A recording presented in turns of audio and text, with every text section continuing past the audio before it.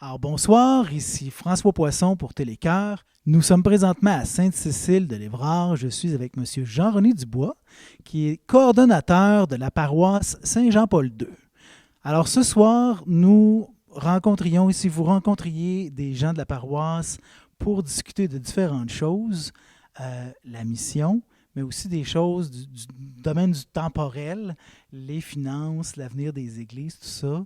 Mais et vous trouviez que ça prenait beaucoup de votre temps et qu'il y avait beaucoup de temps pour parler de la mission qui est l'évangélisation.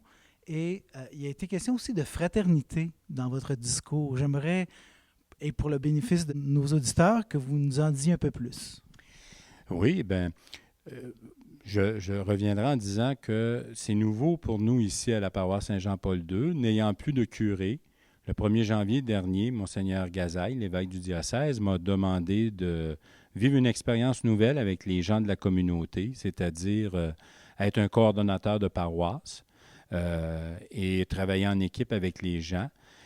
Et dans le fond, notre défi, c'est comment on prend en charge la mission d'évangélisation en sachant qu'on doit passer, il y a un passage difficile là, que l'Église vit au Québec, mais partout dans le monde, c'est-à-dire passer d'une Église de chrétienté où tout le monde automatiquement était chrétien, puis on se faisait baptiser, puis on allait à la messe, à une Église missionnaire et synodale. Missionnaire, ça veut dire envoyer et être porteur de la bonne nouvelle, de l'Évangile. Donc, la mission, quand que moi, avec les autres personnes, on dit qu'elle est synodale, c'est comment on peut marcher ensemble. Mais pas Jean-René Dubois dans un modèle qu'on a connu où les curés ou les religieux, religieuses faisaient, puis nous autres, on donnait un coup de main, puis on écoutait. C'est exagéré quand je le dis de même, parce que les gens de l'autre époque, ils n'écoutaient pas tout le temps non plus, puis c'était bien correct, les gens étaient des adultes autonomes. Mais moi, c'est tout en étant autonome, ben, y a-t-il un noyau de gens qui, au nom de leur foi, disent on peut-tu se rassembler au nom de l'Évangile, au nom de Jésus-Christ, mort et ressuscité? Et moi, mon défi, c'est de les accompagner, de cheminer avec eux, et en même temps que je les accompagne, je chemine moi aussi personnellement. Alors, c'est comment on va célébrer ensemble, comment on va annoncer l'Évangile, comment également on va incarner par des gestes concrets ce que j'appelle la charité, c'est-à-dire l'option pour les plus petits, les défavorisés. Il ne s'agit pas juste de dire c'est correct de faire des paniers de Noël quand vient le temps de Noël, c'est difficile, mais c'est comme un plaster que j'appelle moi. Il faut aller à la racine de qu'est-ce qui fait qu'il y a des gens qui ont besoin au Québec d'avoir des paniers d'épicerie. Mais ça, je ne veux pas le faire tout seul puis dire je trouve deux, trois personnes puis on va donner un coup de main en communauté. Peuple de Dieu, le pape François va parler de disciples missionnaires. Alors, comment nous, disciples missionnaires, ben, on se nourrit, mais qu'on est aussi appelé et envoyé pour être cette bonne nouvelle auprès de ceux et celles qu'on croise, mais on le vit. Fait, là-dedans, il y a la fraternité. Donc, si nous-mêmes, puis là, je ne suis pas celui qui cite le plus souvent les Écritures, mais Jésus dit, on vous reconnaîtra à l'amour que vous aurez les uns pour les autres. Donc, quand on est dans un rassemblement, prenons une célébration le dimanche, on est 20, 25, et les gens sont assis éparpillés, puis on a de la misère à se donner la main, puis de se dire bonjour, puis se donner les nouvelles. Alors, on a du travail à faire. Il y a un défi de dire, on pourrait-tu être plus fraternel? Puis si on est plus fraternel, quand il arrive quelqu'un qui ne vient pas souvent, puis il vient peut-être juste, on ne sait pas pourquoi, peu importe la raison, comment qu'on l'accueille? Comment qu'on fraternise avec cette personne-là? Qu'est-ce qu'on connaît de cette personne, elle est rendue où, en tout cas. C'est un peu ça, la fraternité. Puis après ça, ben, c'est là, je pense, qu'on peut prier et célébrer ensemble. Mais s'il n'y a pas de fraternité, s'il n'y a pas de lien, s'il n'y a pas d'amitié, par la suite, de s'enseigner, de s'accompagner ensemble avec disciples, c'est encore plus difficile de développer un comportement et des attitudes de solidarité avec notre monde, puis de transformation du monde ben, aux couleurs de l'Évangile. Je suis là aussi mandaté pour l'Évangile. J'entends votre discours, ça me parle beaucoup. C'est relié, bon, à votre religion, mais c'est un discours que j'entends tenir aussi par des personnalités publiques qui n'ont aucun rapport avec la religion, mais c'est juste le vivre ensemble, c'est justement, on parlait, bon, aider les plus démunis, une meilleure répartition des richesses, tout ça.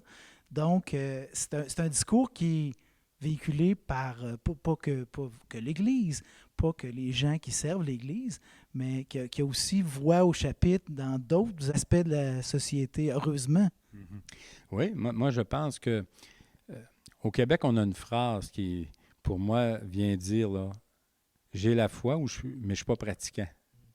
Et souvent, quand j'accompagne les gens, parce qu'ils font une demande, il y a quelqu'un de décédé dans leur famille ou pour un baptême ou autre, souvent, je les sens un peu comme gênés. Puis là, ils me disent, tu sais, je ne suis pas pratiquant, mais on va regarder quelle autre forme de pratique tu peux avoir.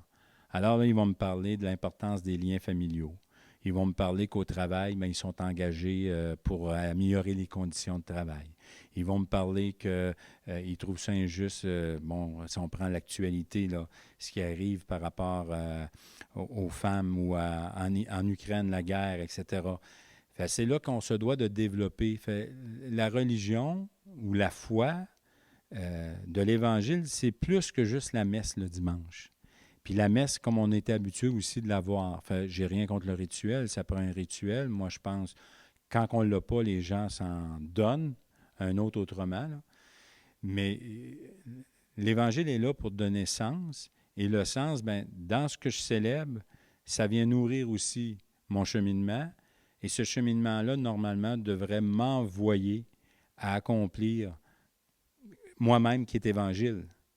Il y a des valeurs d'amour, de partage, de fraternité, de solidarité, de justice, etc. Mais ça, on ne l'entend pas souvent. On a l'impression que l'Église, c'est pour les vieux qui restent, puis ils sont là pour la messe, mais il y a tout un discours de justice sociale qui est très riche dans l'Église, mais qu'on ne connaît pas.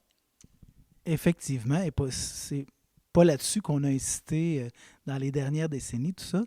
Et on dirait qu'on en a encore plus besoin maintenant parce que déjà, on avait tendance à se compartimenter. Là.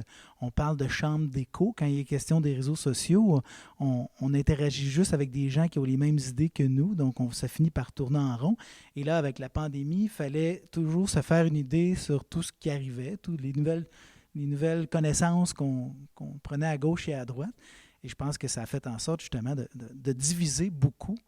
Et là, maintenant, il faut retrouver le chemin d'une certaine communion ensemble.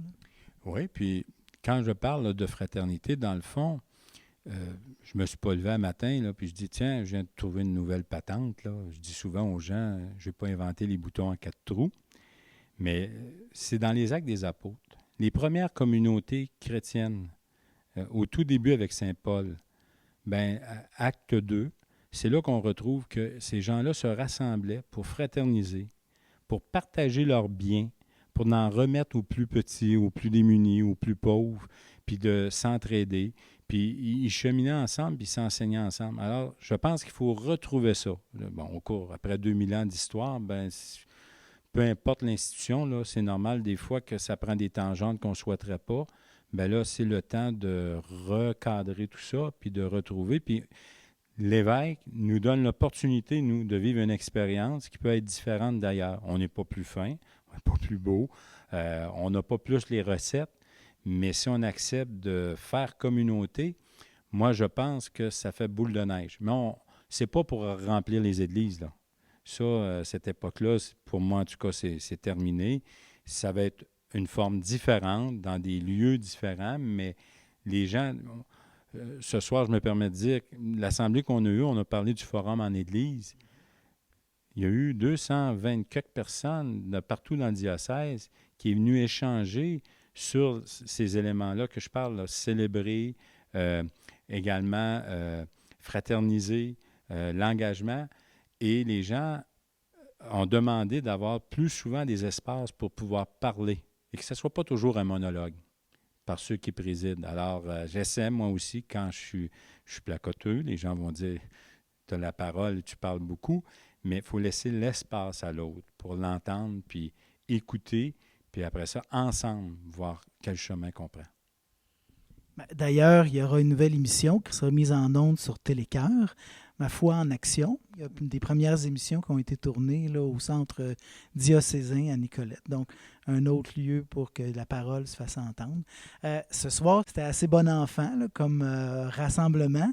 Par contre, il y avait des choses parfois ça laissait supposer qu'il y a peut-être eu des bouts difficiles à passer. Est-ce qu'il y a des choses qui ont été moins bien acceptées dans le fait, peut-être qu'un laïc soit en charge des choses, peut-être une fusion mal gérée, peut-être une dilapidation qui s'en vient des biens de l'Église. Là. Est-ce que tout ça a fait en sorte qu'il y a eu, dans un passé récent, des bouts plus difficiles pour la communauté ici?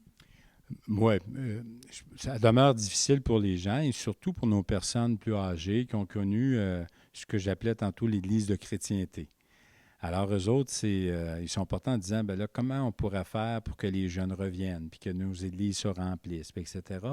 Et ça, ben, c'est de dire, on n'est plus là, puis on ne sera plus là. Fait que là, il y a un deuil, il y a des étapes à vivre, puis c'est là que je parle aussi d'accompagnement. Fait que c'est d'accueillir ça, c'est pas de condamner ça ou de juger ça, c'est de l'accueillir. Et je vois les gens ce soir à l'Assemblée, moi, j'ai deux dames que je peux identifier, je nommerai pas de nom, mais que je peux identifier que je sais que c'est difficile pour eux, mais ils avancent. Pour ce qui est de l'Église de Sainte-Cécile, pour les problématiques qu'on a parlé de Sainte-Marie qui vont disparaître ou seront à vendre, ou etc., ces communautés-là, ça fait 3-4 ans qu'ils se préparaient et ils étaient même rendus à une étape que vous attendez quoi là, pour agir? Fait que eux autres, ils étaient mûrs. Là. Fait, il y a eu un cheminement qu'ils ont vécu, puis la question c'était, ben là, pourquoi ça a pris tant de temps? Fait, c'est ça que j'appelais, moi, une mise à jour. Là. Ça prenait quelqu'un qui dise on reprend ça, on va le faire ensemble, puis on va avancer. Mais il faut vraiment faire des choix qui sont déchirants parce que dans nos petits milieux, mais pour travailler en milieu urbain, j'ai vu la même chose dans les paroisses et des quartiers. Fait, souvent, le quartier ressemble à nos villages. Les gens ont vécu, ils ont vu leurs parents se marier. Ben, ils n'ont pas vu leurs parents, mais leurs parents se sont mariés là. Les grands-parents ont eu leurs funérailles là. Eux ont fait baptiser les enfants. Alors, il y a un attachement sentimental, émotionnel aussi au bâtiment. On a beau dire que l'Église, c'est pas le bâtiment, c'est les humains qui la composent, mais c'est ça, là, passer d'une Église de chrétienté à une Église missionnaire et synodale, là, c'est l'aspect humain qui doit être en premier. Et là, les églises de Sainte-Sophie de l'Évrard et de Lemieux ont déjà été vendues. On parlait de l'église ici de Sainte-Cécile de l'Évrard qui est en mauvais état, qui est à vendre à partir de prochainement. Et celle de Sainte-Marie de Blandford, il y a eu un dégât, il y a eu un déversement d'huile, donc ce sera plutôt une démolition, vous faisiez allusion. Il reste des églises de Saint-Pierre-les-Béquets et de Manceau.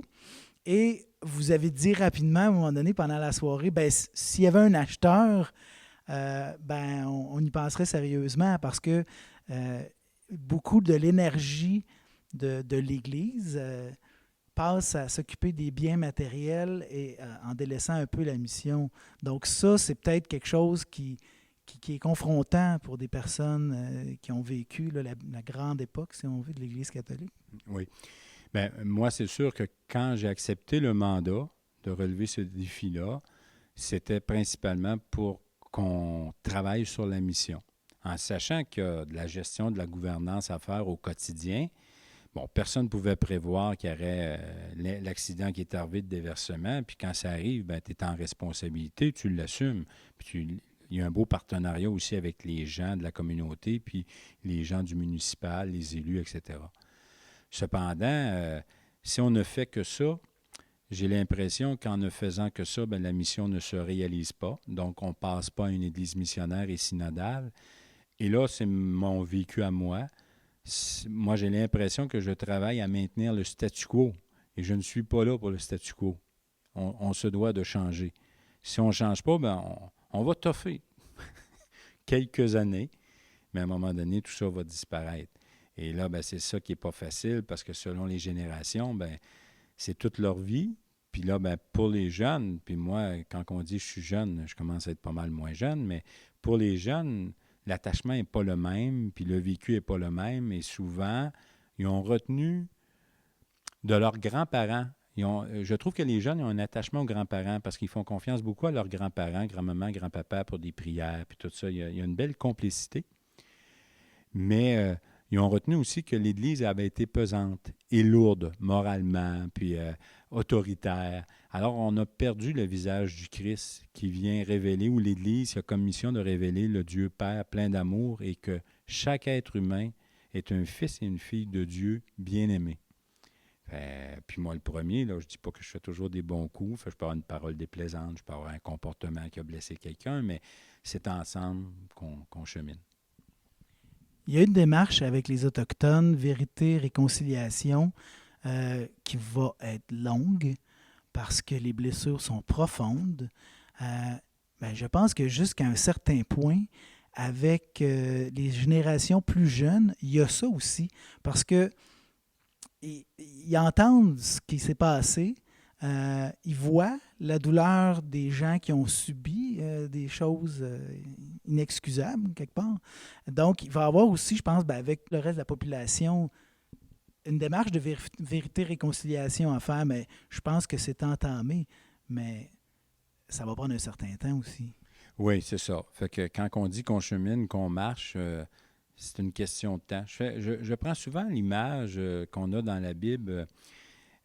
Les gens ne le savent pas, mais le peuple d'Israël, quand il est sorti d'Égypte, puis il est allé au désert, dans les faits, moi, je n'ai pas eu la chance d'aller à Jérusalem, en Israël, mais les gens qui ont été me disent que la traversée là, peut se faire en 2-3 semaines.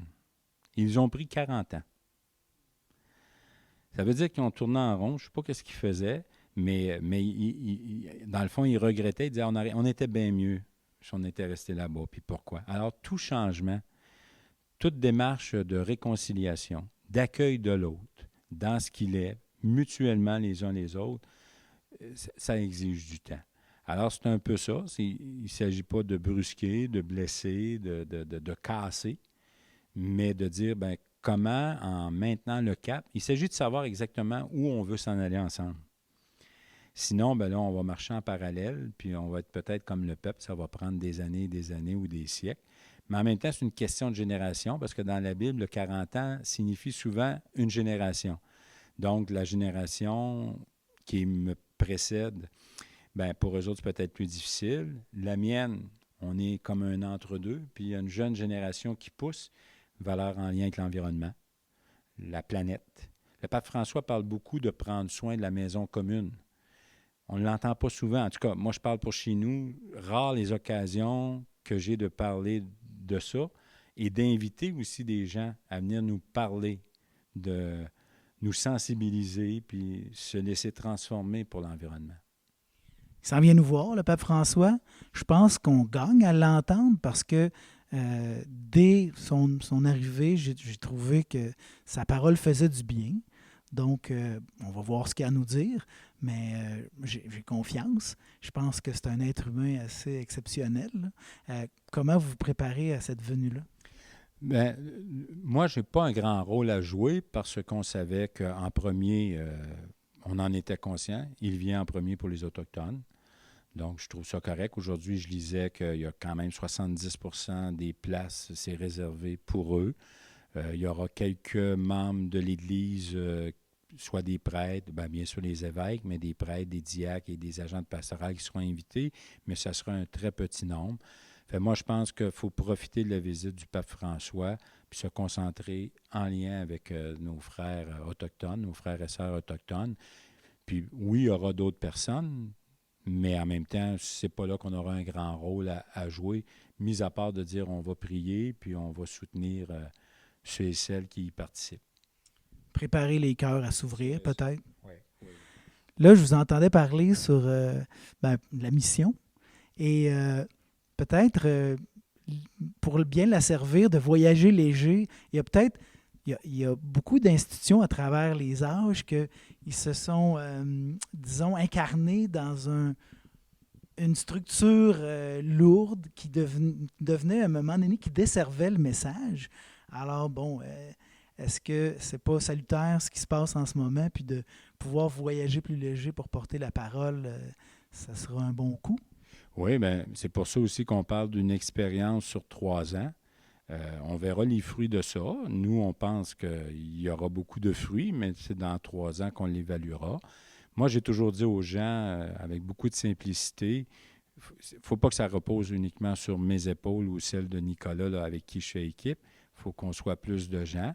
Fait là, Nicolas en a parlé tantôt, on est une quinzaine de leaders des communautés. Fait ça, je trouve ça intéressant. Fait dans un premier temps, nous, est-ce qu'on vit ce qu'on parlait tantôt?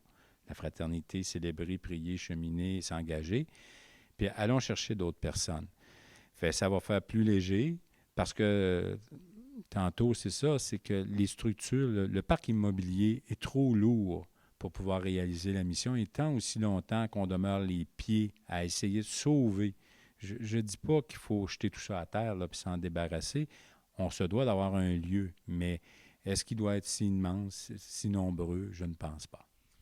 Parce que je pense que c'était un irritant aussi. Je veux dire, à une certaine époque, bon, c'était rendre gloire à Dieu, on lui construit un temple, mais maintenant, de telles richesses, alors que des gens sont dans le besoin, que des gens souffrent, c'est un irritant aussi de voir bon, que le Vatican a accumulé des fortunes incroyables, alors que bon, ben, des gens ont faim, des gens ont soif, tu sais, puis alors qu'on déconstruise un peu l'Église, et puis qu'on aille dans le sens de la mission, c'est peut-être finalement la meilleure chose qui pouvait arriver. Oui, mais en même temps, pour le Vatican, je ne suis pas assez au courant, là, mais moi, je regarde le diocèse et je regarde les paroisses, le milieu que je connais. Souvent, les gens ont l'impression qu'on est très riche. Et là, moi, quand j'ai fait, parce que ça, c'est un engagement que j'ai pris, qu'à tous les 3 mois, nous aurions une assemblée de paroissiens et de paroissiennes pour faire un portrait, les gens, ça faisait 5 ans que personne ne nous avait parlé des finances. Alors, ils ont été très étonnés parce qu'ils étaient convaincus qu'on avait un bon bas de laine, mais ce n'est pas le cas. Et ça, je ne sais pas pourquoi ça ne s'est pas dit, puis le dire au fur et à mesure, puis en même temps, ben, tu peux trouver des solutions. Puis, pour moi, c'est vrai qu'il y a beaucoup de richesses. Comme les gens disaient, ben, quand vous allez vendre les objets d'une église, mais tu sais, quand même, je vendrais un calice ou un ciboire de très grande valeur. Puis pour moi, très grande valeur. Là. Quand même, je ramasserais 15 et 20 000 quand on a besoin de 150, 200 000 par année, une fois qu'ils sont vendus, tu n'as plus rien, là. Fait, au Vatican, c'est sûr qu'ils ont des richesses qui ont été données, puis des peintures, puis tout ça, mais demain matin, ça a de la valeur, mais ça n'apporte rien. Puis, il ne faut pas perdre de vue derrière cette richesse-là.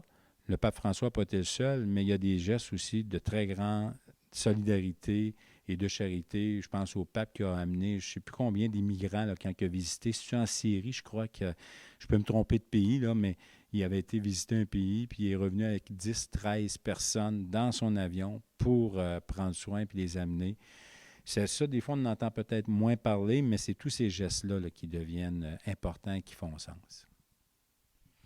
En terminant, je ferai un parallèle entre votre façon de concevoir votre implication dans votre foi et Télécœur. On est une télé communautaire, on n'a pas de studio, on voyage léger et on va donner la parole aux gens. Pas nécessairement parler, mais les entendre, puis pour mettre ça en valeur, pour que, puis je pense qu'éventuellement favoriser un discours social, que les gens se voient, que les gens s'entendent, puis que ça aille justement dans une sens d'un vivre ensemble. Là. En tout cas, on va être des partenaires là-dedans. Oui, non, mais tu fais un très bon parallèle. Moi, je pense que c'est ça, c'est donner la chance à l'autre de dire et de se dire, et qu'ensemble, on trouve une parole qui fait que notre monde va être meilleur. Au tout début, tantôt, tu mentionnais que, oui, mais il y en a qui n'ont pas la foi, ils font la même chose. C'est pas ça l'important, c'est que moi, ma solidité, je l'ai trouvée dans l'Évangile. Dans ma famille, là, il y en a qui se disent non-croyants, puis, mais qui vont avoir un engagement, une justice sociale plus grand que moi, puis une générosité plus grande, mais c'est ces valeurs-là qui les habitent. Et je pense que c'est ça, fraterniser ensemble aussi, à partir de ce que chacun a, foi, pas foi, à l'Église catholique, pas à l'Église, etc., puis s'accueillir. Il y en a qui vénèrent la nature, il y en a qui vénèrent les autres humains. Il y a beaucoup de bénévolat qui se fait parce que sinon, la situation serait catastrophique. Là. Il y a tellement de besoins partout, puis des besoins criants auxquels l'État, finalement, ne pallie pas tant que ça. On s'en rend compte. Là. On parlait jadis d'un État-providence. Comme on parlait d'une société des loisirs, ça, c'est pas arrivé. L'État-providence ont été déconstruits largement. Là. Donc, mais bon, les gens s'entraident. Je pense que ça existe encore. Oui, oui, oui, ça existe. Puis les gens, j'en parlais, là, tu sais, les gens prennent le temps de venir à une assemblée. Puis plusieurs savaient que c'était pas réjouissant comme nouvelle, là. Mais j'ai pas senti ce soir que les gens partaient là, démoralisés, puis on est découragés. Les défis sont immenses. En ce que chacun porte, mais là, c'est ça. Échangeons ensemble. Puis ces gens-là, ben, ils le font pas toujours en disant, ben moi, je crois en Jésus-Christ, puis c'est pour ça que j'ai aidé mon voisin, ou j'accompagne ma voisine qui est prise d'un cancer, puis qui n'a pas de transport, puis que je la transporte, puis je vais aller leur conduire à tous les 3 jours à l'hôpital. Tous ces gestes-là sont importants, puis c'est pas nécessaire que ça soit crié sur les toits. Chacun sait qu'est-ce qu'il y a dans son cœur. Mais là, on va rendre à César ce qui appartient à César, là. Vous n'êtes pas venu comme quelqu'un d'arrogant, parfois, ben, il n'y avait pas de transparence tant que ça dans l'Église catholique. Les curés étaient des gens qui avaient une grande éducation, qui s'adressaient à des gens qui en avaient peut-être parfois un peu moins, puis on ne trouvait pas toujours le bon ton. Tandis que là, ben, vous étiez un parmi les autres en train de rendre compte, finalement. Là. Fait qu'il n'y avait pas de distance. Fait que ça aide beaucoup. Là. Oui, puis des fois, je suis obligé de lutter, de combattre, parce que là, les gens, je ne sais pas si ça a apparu, il y a quelqu'un qui a dit, j'ai-tu le droit de poser cette question-là? Ça m'a fait rire, parce que je disais, mais on t'a pas de permission à me demander, mais en même temps, ils me voient comme l'autorité, et pour eux autres, l'autorité, ben je fonctionne là-dedans. Mais là, moi, c'est de dire non, dis ce que tu as à dire, puis on va s'accueillir. Puis à la limite, si ça ne se tient pas debout, comme moi, si je dis quelque chose qui ne se tient pas debout, ben on s'interpellera, c'est tout. Non, non, moi, c'est avec beaucoup d'humilité, avec aucune prétention. Déjà, c'est une responsabilité grande. Moi, je pense que dans toute responsabilité, qu'elle soit dans le monde religieux ou ailleurs, il faut toujours, en tout cas, moi, j'ai essayé de l'exercer avec beaucoup d'humilité. Fait, je viens du monde de l'éducation, j'ai eu des fonctions qui fait que j'ai travaillé avec les gens, puis on prenait des décisions ensemble. Puis bien souvent, ben, quand il y avait des mauvaises décisions, je mangeais des coups, mais je disais, bon, je les assume, mais c'est ensemble, puis c'est ce qui me permettait d'avancer. Si j'avais été tout seul, ben là, tu te dis, c'est moi qui ai pris la décision, je fonce, puis ils vivront avec. Mais quand tu le prends ensemble, il y a comme quelque chose qui vient plus solide. Ben, en tout cas, je pense que ça a été apprécié par les gens présents ce soir. Maintenant, ben, on va souhaiter à la paroisse Saint-Jean-Paul II pas d'autres catastrophes. Oui. On va souhaiter que la transition, parce que c'est une forme de transition, là, ce qui va se vivre, se passe bien là, pour l'immobilier au moins, et ben, aussi pour les paroissiens. Alors, en vous remerciant, Jean-René Dubois, pour cet entretien. Bien, merci beaucoup, François Poisson, pour cette belle surprise, parce que moi, je ne savais pas qu'il y aurait le communautaire qui serait ici, et je trouve que c'est une belle occasion de pouvoir prendre parole. Puis, dans le futur, sûrement, il y aura des gens de la communauté qui pourront aussi prendre parole puis expliquer comment on vit ça, cette communauté-là et cette fraternité-là. Certainement. En vous remerciant encore une fois, c'était François Poisson pour Télécœur à Sainte-Cécile-de-Lévrard.